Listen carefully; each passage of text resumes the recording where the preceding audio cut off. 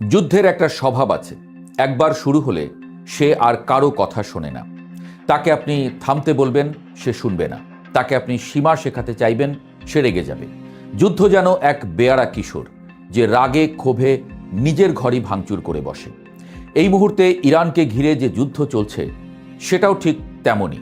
কেউ আর কাউকে মানছে না, কেউ আর হিসাব রাখছে না, কোথায় শেষ কোথায় শুরু। এদিকে বিশ্ব তাকিয়ে আছে যুদ্ধ থামার অপেক্ষায়, কারণ এই যুদ্ধ দুনিয়ার বুকে জগদ্দল পাথরের মতো চেপে বসেছে। কবে কিভাবে থামবে এই ভয়ানক ধ্বংসযজ্ঞ? ধ্বংস এখন আর কোনো খবর নয়, বরং নিয়ম। একের পর এক গুরুত্বপূর্ণ স্থানে হামলা হচ্ছে। হাসপাতাল, বিশ্ববিদ্যালয়, তেলের খনি, যে জায়গাগুলোতে জীবন বাঁচে, জ্ঞান জন্ম নেয়, অর্থনীতি দাঁড়িয়ে থাকে, সেগুলোই এখন নিশানা। যুদ্ধ যেন বলছে, তোমাদের সভ্যতা সেটা আমি মানি না। আর এখন সেই ধ্বংসের রেখা এসে ঠেকেছে সেতুতে। যে সেতু মানুষকে এক প্রান্ত থেকে আর এক প্রান্তে নিয়ে যায়, সেই সেতুই ভেঙে দিয়ে যুদ্ধ যেন বলছে সংযোগ সেটাও থাকবে না। এই যুদ্ধের সবচেয়ে অদ্ভুত দিক হলো, এখানে কেউ পিছু হটতে রাজি নয়। ইরান নিজের জায়গায় অটল, ইসরায়েল নিজের আঘাত থামাচ্ছে না। আর আমেরিকা, বিশেষ করে ডোনাল্ড ট্রাম্প, তিনি যেন পুরো খেলাটাকে এক অন্য স্তরে নিয়ে গেছেন। ছেলেবেলার একটা দৃশ্য মনে পড়ে। বন্ধুদের সঙ্গে খেলতে গিয়ে ঝগড়া লাগলে শেষে যখন আর জেতা যায় না, তখন কেউ কেউ হঠাৎ মুখ বাঁকিয়ে একটা ভেঙচি কেটে চলে যেত, যেন বলছে আমি হারিনি, আমি নিজেই যাচ্ছি।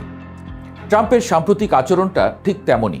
কূটনীতি যখন তাকে সুবিধা দিতে পারছে না, আলোচনা যখন তার শর্তে হচ্ছে না, তখন তিনি যেন রাগে ক্ষোভে পুরো বোর্ডটাই উল্টে দিতে চাইছেন।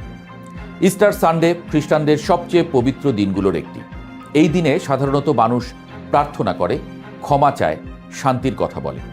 কিন্তু সেই দিনেই ট্রাম্প এমন ভাষায় পোস্ট করলেন, যা শুধু অশালীনই নয়, বরং বিপজ্জনক। তিনি সরাসরি হুমকি দিলেন, ইরানের বিদ্যুৎ কেন্দ্র, সেতু সব ধ্বংস করে দেওয়া হবে। কথার মধ্যে ছিল রাগ, হতাশা আর এক ধরনের অস্থিরতা। এই অস্থিরতা নতুন নয়, কিন্তু এবার সেটা যেন আরও নগ্নভাবে সামনে এসেছে। যুদ্ধের ময়দানে এর প্রতিফলনও স্পষ্ট। ইরানের ভেতরে হামলার মাত্রা বেড়েই চলেছে। তেহরানের শরীফ প্রযুক্তি বিশ্ববিদ্যালয়, যেখানে ভবিষ্যতের বিজ্ঞানীরা পড়াশোনা করে, সেখানেও হামলা হয়েছে। গ্যাস স্টেশন, আইটি সেন্টার, এমনকি মসজিদও রেহাই পায়নি। হাসপাতালগুলোতে হামলা হয়েছে, যেখানে মানুষ জীবন বাঁচানোর জন্য ছুটে আসে, সেখানে এখন মৃত্যু অপেক্ষা করে। সংখ্যাটা ভয়াবহ। ইতোমধ্যেই প্রায় 8,000 মানুষের প্রাণ গেছে। কিন্তু এই সংখ্যা শুধু একটা সংখ্যা নয়, এর পেছনে আছে হাজার হাজার গল্প। কারো বাবা নেই, কারো সন্তান নেই, কারো ঘর নেই। যুদ্ধ এই গল্পগুলো শোনে না, সে শুধু এগিয়ে চলে। অন্যদিকে ইসরায়েলও থেমে নেই। তেল আবিব, জেরুজালেম, এলিয়াত, সব জায়গায় বিস্ফোরণের শব্দ। আকাশে ক্ষেপণাস্ত্র, ড্রোন, মনে হয় যেন পুরো আকাশটাই যুদ্ধক্ষেত্র হয়ে গেছে। ইরান, লেবানন, ইয়েমেন সমন্বিত হামলার খবর আসছে। যুদ্ধ এখন আর দুই দেশের মধ্যে নেই, এটা ছড়িয়ে পড়ছে, বড় হচ্ছে, জটিল হচ্ছে। এই জটিলতার মধ্যেই একটা ঘটনা বিশেষভাবে গুরুত্বপূর্ণ। ইরানের দুর্গম পাহাড়ি এলাকা থেকে এক মার্কিন পাইলটকে নাটকীয়ভাবে উদ্ধার করা হয়েছে।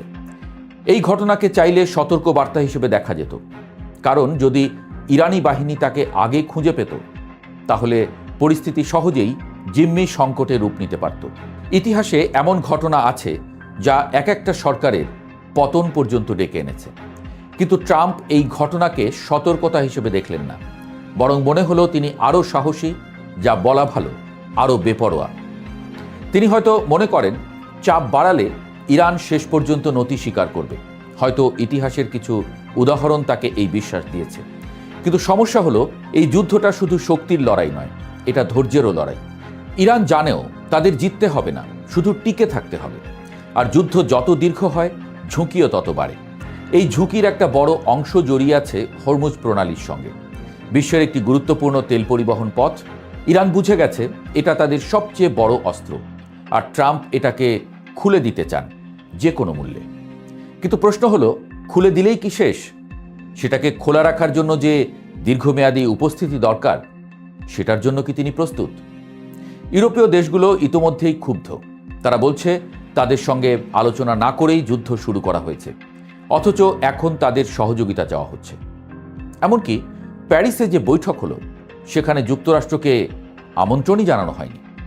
এটা কূটনৈতিক ভাষায় এক ধরনের বার্তা, আমরা তোমার এই পাগলামোর খেলায় নেই। এমনকি চীনও খুব আগ্রহ দেখাচ্ছে না, যদিও এই পথ দিয়েই তাদের বিপুল তেল আসে। অর্থাৎ ট্রাম্প যে আন্তর্জাতিক জোটের কথা ভাবছেন সেটা বাস্তবে তত সহজ নয়। এর মধ্যে আবার নতুন নতুন হুমকি, তেল দখল করা হবে, দ্বীপ দখল করা হবে, পারমাণবিক স্থাপনা থেকে ইউরেনিয়াম জব্দ করা হবে। কথাগুলো শুনতে যত সহজ, বাস্তবে ততটাই কঠিন। কারণ শত্রুর ভূখণ্ডে যুদ্ধ মানেই অনিশ্চয়তা, যন্ত্রপাতি বিকল হতে পারে, বিমান ভূপাতিত হতে পারে, সৈন্য নিহত হতে পারে।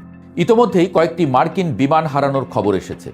কিছু ভূপাতিত হয়েছে, কিছু উদ্ধার অভিযানে ধ্বংস করতে হয়েছে। এগুলো শুধু সামরিক ক্ষতি নয়, এগুলো প্রতীক, যুদ্ধের অনিশ্চয়তার প্রতীক। সবচেয়ে বড় প্রশ্ন হলো, এই যুদ্ধ কোথায় গিয়ে থামবে? এই মুহূর্তে তার কোনো উত্তর নেই, কারণ কেউ থামতে চাইছে না। ট্রাম্প ভাবছেন চাপ বাড়ালে সব মিটে যাবে, ইরান ভাবছে টিকে থাকলেই তারা জিতবে, ইসরায়েল ভাবছে নিরাপত্তা নিশ্চিত না হওয়া পর্যন্ত তারা থামবে না। আর এই তিন চিন্তার মাঝে আটকে গেছে পুরো বিশ্ব। যুদ্ধ যেন একটা আগুন, যেটা শুরুতে ছোট ছিল কিন্তু এখন তা ছড়িয়ে পড়ছে চারিদিকে। কেউ পানি ঢালছে না, বরং সবাই নিজের মতো করে তেল ঢালছে। ফলে আগুন শুধু বাড়ছে আর তার তাপে পুড়ছে মানুষ, শহর, ভবিষ্যৎ। শেষ পর্যন্ত হয়তো কোনো একদিন এই যুদ্ধ থামবে। সব যুদ্ধই একসময় থামে, কিন্তু প্রশ্ন হলো তার আগে কত কিছু ভাঙবে, কত জীবন যাবে, কত শহর ধ্বংস হবে। এই মুহূর্তে দাঁড়িয়ে মনে হচ্ছে যুদ্ধ আর কোনো নিয়ম মানছে না। আর যখন যুদ্ধ নিয়ম মানে না, তখন সে শুধু ধ্বংসই ডেকে আনে। আর সেই ধ্বংসের মাঝখানে দাঁড়িয়ে মানুষ শুধু একটাই প্রশ্ন করে, এই যুদ্ধ কি সত্যিই দরকার ছিল?